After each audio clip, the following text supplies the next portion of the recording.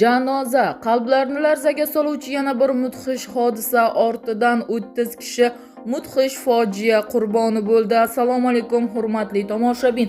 Tezkor yangiliklardan birinchilardan bo'lib xabardor bo'lishni istasangiz like va podpisatsiya tugmachasini bosib qo'yishni unutmang.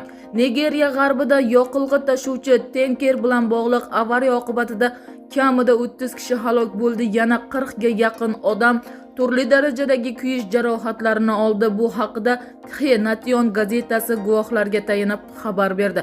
Dastlabki ma'lumotlarga ko'ra hodisa Niger shtatidagi Agayebida trassasida yuz bergan. Tanker avariyaga uchragach, mahalliy aholi uning ichidagi yoqilg'ini olishga urinib, transport vositasini haydab chiqarmoqchi bo'lgan. Shu payt portlash sodir bo'lgan va to'kilgan suyuqlik yonib ketgan.